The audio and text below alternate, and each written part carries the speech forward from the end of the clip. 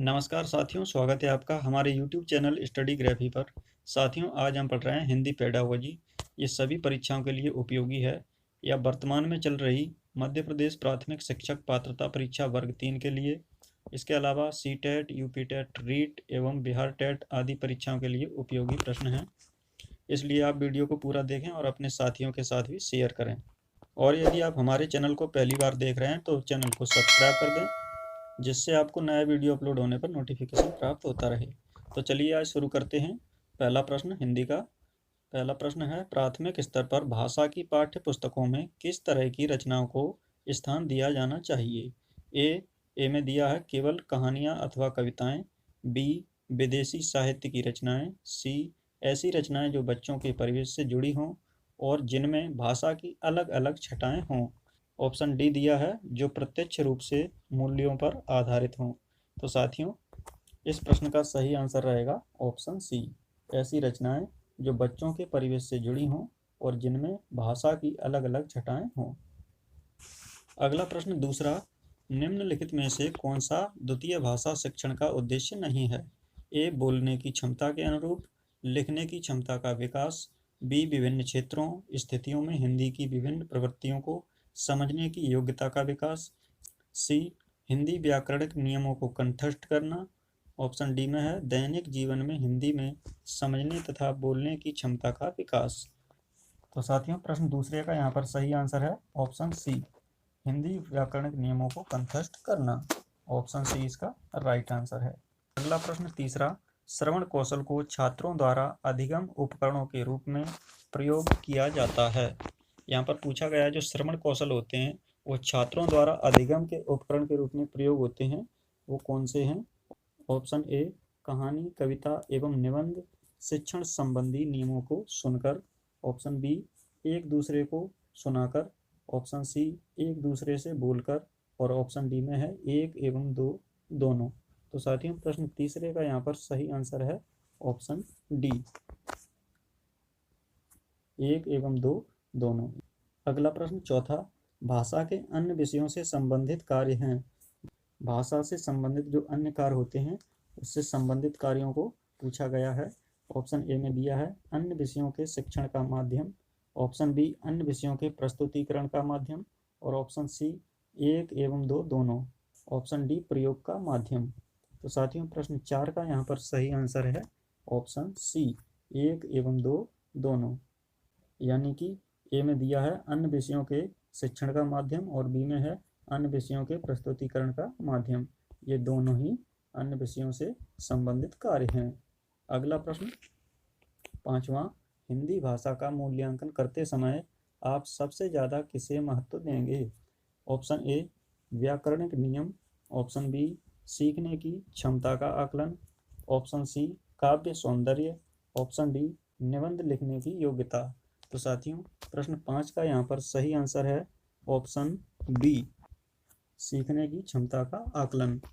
अगला प्रश्न पढ़ते हैं। अगला प्रश्न है छठवां, निम्नलिखित में से कौन सा बच्चों की भाषिक क्षमता के आकलन का सबसे उचित तरीका है? ऑप्शन ए, संज्ञा शब्दों के 2 उदाहरण दीजिए। ऑप्शन बी, बादल, आसमान, चिड़िया। बच्चे संज्ञा शब्दों का प्रयोग करते हुए एक कहानी लिखिए। ऑप्शन सी, संज्ञा की परिभाषा को पूरा कीजिए। ऑप्शन डी, संज्ञा को परिभाषित कीजिए। तो साथियों, प्रश्न 6वें का यहाँ पर सही आंसर है ऑप्शन बी, बादल, आसमान, चिड़िया। बच्चे संज्ञा शब्दों का प्रयोग करते हुए एक कहानी लिखिए। अगला प्रश्न 7, शिक्षक द्वारा सामान्य रूप से बालक में किस भाषा कौशल का विकास किया जाता है? ऑप्शन ए, श्रवण का। ऑप्शन बी, वाचन का। ऑप्शन सी, पठन का। ऑप्शन डी, लेखन का। तो साथियों, प्रश्न 7 का यहाँ पर सही आंसर है ऑप्शन ए, श्रवण का। अगला प्रश्न 8, बच्चों की मौखिक अभिव्यक्ति का विकास करने के लिए सबसे कम प्रभावी तरीका कौन सा है? यहाँ पर बताना है, जो बच्चों की मौखिक अभिव्यक्ति होती है उसका विकास करने के लिए सबसे कम प्रभावी तरीका इनमें से कौन सा है? ऑप्शन ए, संवाद अदायगी।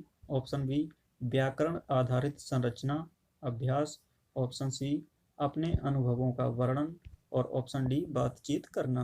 तो साथियों प्रश्न 8 का सही आंसर है ऑप्शन बी, व्याकरण आधारित संरचना अभ्यास।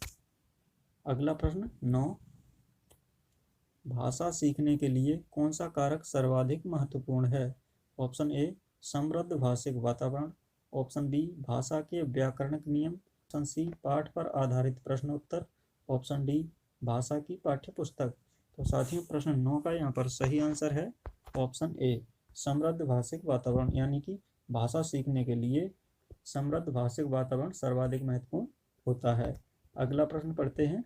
अगला प्रश्न है 10, दृष्टिबाधित बच्चों को भाषा सिखाते समय क्या करना चाहिए? ऑप्शन ए, अधिक से अधिक मौखिक भाषा का प्रयोग करना चाहिए। ऑप्शन बी, उन्हें कक्षा में अलग अलग बैठाना चाहिए ताकि उन पर विशेष ध्यान दिया जा सके। ऑप्शन सी, उन्हें विभिन्न भाषिक गतिविधियों में शामिल नहीं करना चाहिए।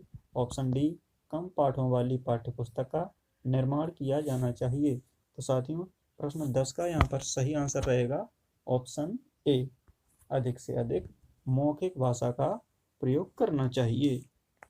अगला प्रश्न 11, भाषा शिक्षण में सरल से कठिन की ओर शिक्षण करना है। ऑप्शन ए, शिक्षण सिद्धांत। ऑप्शन बी, शिक्षण सूत्र। ऑप्शन सी, वैज्ञानिकता पर। ऑप्शन डी, दार्शनिकता पर। तो साथियों प्रश्न 11 का यहाँ सही आंसर है ऑप्शन बी, शिक्षण सूत्र। भाषा शिक्षण में सरल से कठिन की ओर शिक्षण करना शिक्षण सूत्र के अंतर्गत आता है। अगला प्रश्न 12, बहुभाषिकता। यहाँ बताना है बहुभाषिकता क्या है। ऑप्शन ए, भाषा सिखाने में बहुत बड़ी बाधा है। ऑप्शन बी, भाषाई समृद्धि को खतरे में डालती है। ऑप्शन सी, भाषा सीखने में बाधा उत्पन्न करती है। ऑप्शन डी, भाषा सीखने में महत्वपूर्ण है। तो साथियों प्रश्न 12 का यहाँ पर सही आंसर है ऑप्शन डी, भाषा सीखने में महत्वपूर्ण है। अगला प्रश्न 13, भाषा शिक्षण के चुनाव की जाने वाली शिक्षण विधि किस पर आधारित होनी चाहिए? ऑप्शन ए, बाल केंद्रीयकरण पर। ऑप्शन बी, शिक्षक केंद्रीयकरण पर। ऑप्शन सी, प्रयोग पर। ऑप्शन डी, गतिविधियों पर। तो साथियों प्रश्न 13 का यहाँ पर सही आंसर रहेगा ऑप्शन ए, बाल केंद्रीयकरण पर। अगला प्रश्न पढ़ते हैं 14, प्रभाव के नियम के अनुसार उद्दीपक एवं अनुक्रिया का सहयोग होता है। ए, सुखद। बी, दुखद। सी, 1 और 2 दोनों। डी, उदासीन। तो साथियों प्रश्न 14 का यहाँ पर सही आंसर है ऑप्शन सी, 1 और 2 दोनों, यानी सुखद और दुखद, ये दोनों ही प्रभाव के नियम के अनुसार उद्दीपक अनुक्रिया का सहयोग होता है। अगला प्रश्न 15, बच्चे विद्यालय आने से पहले ऑप्शन ए, भाषा के चारों कौशलों पर पूर्ण अधिकार रखते हैं। ऑप्शन बी, अपनी भाषा की नियमबद्ध व्यवस्था की व्यवहारिक कुशलता के साथ आते हैं।